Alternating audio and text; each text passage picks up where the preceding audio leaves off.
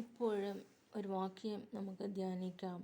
സങ്കീർത്തനം 119 അതിൻ്റെ 110 വാക്യം. ദുഷ്ടന്മാർ എനിക്ക് കെണി വച്ചിരിക്കുന്നു, എന്നാലും ഞാൻ നിൻ്റെ പ്രമാണങ്ങളെ ഉപേക്ഷിക്കുന്നില്ല. ദുഷ്ടന്മാർ എന്താണ് ചെയ്തിരിക്കുന്നത്? കെണി വച്ചിരിക്കുന്നു. ദുഷ്ടന്മാർ കെണി വച്ചിരിക്കുന്നു എങ്കിലും യഹോവ ഇതെല്ലാം കാണുന്നുണ്ട്. ദുഷ്ടന്മാർ എനിക്ക് കെണി വച്ചിരിക്കുക, എന്നാലും ഞാൻ നിൻ്റെ പ്രമാണങ്ങളെ ഉപേക്ഷിക്കുന്നില്ല. നമ്മുടെ പ്രമാണങ്ങളെ കർത്താവ് തരുന്നതാണ്. നമുക്ക് പ്രമാണങ്ങൾ ദൈവം തരുന്നു, അത് ഞാൻ ഉപേക്ഷിക്കുന്നില്ല. ദാവീദ് പറയുന്നു, ദൈവത്തിൻ്റെ പ്രമാണങ്ങളെ ഞാൻ ഉപേക്ഷിക്കുന്നില്ല എന്ന് ദാവീദ് പറയുന്നു. അതുകൊണ്ട് ഈ രാവിലെ ദിവസം നമുക്ക് ധ്യാനിക്കാം ഈ വാക്യം. ഞാൻ നിൻ്റെ വചനത്തിൽ ആശ്രയിക്കുന്നത് കൊണ്ട് എന്നെ നിന്ദിക്കുന്നതിനോട് ഉത്തരം പറയുവാൻ ഞാൻ പ്രാപ്തനാകുമെന്ന വാക്യവും ഈ സങ്കീർത്തനത്തിലുണ്ട്.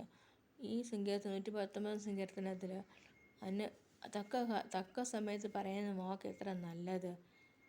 നിൻ്റെ വചനം എൻ്റെ കാലിന് ദീപവും എൻ്റെ പാതയ്ക്ക് പ്രകാശവുമാകുന്നു എന്ന് വാക്യമുണ്ട്. അതുപോലെ ബാലൻ തൻ്റെ നടപ്പിനെ ശരിയാക്കുന്നത് എങ്ങനെ? നിൻ്റെ വചനത്തിനായി തന്നെയാണല്ലോ എന്ന വാക്യമുണ്ട്. ഈ 119 സങ്കീർത്തനത്തിൽ അധിക വാക്യം കൊടുത്തിരിക്കുന്ന സങ്കീർത്തനമാണ് 119 സങ്കീർത്തനം. ഇതിൽ ഈ വാക്യം നമ്മളെ അനുഗ്രഹിക്കും. ദുഷ്ടന്മാർ നമുക്ക് കെണി വച്ചിരിക്കുന്നു.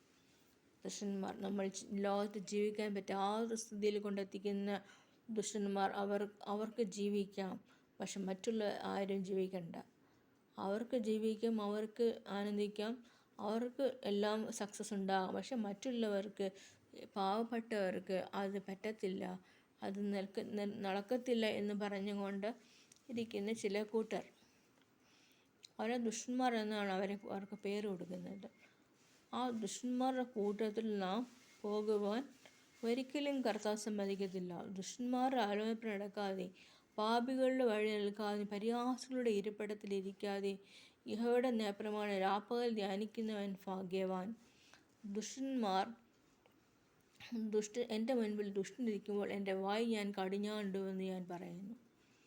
എൻ്റെ മുൻപിൽ ഒരു ദുഷ്ടനിരിക്കുമ്പോൾ എൻ്റെ വായ് കടിഞ്ഞാണിടണം. അതാണ് നമ്മൾ പഠിക്കേണ്ടത്.